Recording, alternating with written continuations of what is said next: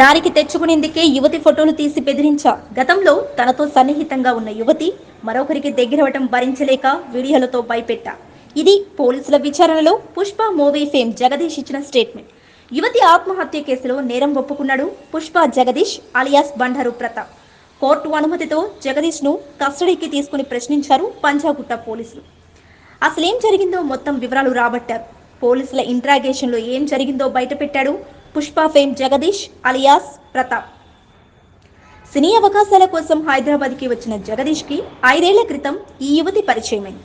ఆ తరువాత ఇద్దరు శారీరకంగా దగ్గరయ్యారు. అయితే పుష్ప సినిమాతో ఒక్కసారిగా ఫేమ్ రావటం, సినీ అవకాశాలు పెరగటంతో జగదీష్ ప్రవర్తనలో మార్పు వచ్చింది. దాంతో ఆ యువతి మరో యువకుడికి దగ్గరైంది. ఇది తెలుసుకున్న జగదీష్ మళ్లీ ఆమెను దారిలోకి తెచ్చుకోవాలనుకున్నాడు. గత నెల 27న పంజాగుట్టలోని యువతి ఇంటికి వెళ్లిన జగదీష్ ఆమె మరో యువకుడితో సన్నిహితంగా ఉండటం చూసి ఫోన్లో వీడియోలు, ఫోటోలు తీశాడు. వాటిని సోషల్ మీడియాలో పెడతానని బెదిరించడంతో తీవ్ర ఒత్తిడికి గురైన సదరు యువతి గత నెల 29న ఫ్యాన్కు ఉరివేసుకుని ఆత్మహత్య చేసుకుంది. ఎలాంటి సూసైడ్ నోట్ లేకపోవడంతో మొదట ఆత్మహత్య కేసు కింద నమోదు చేశారు పోలీసులు.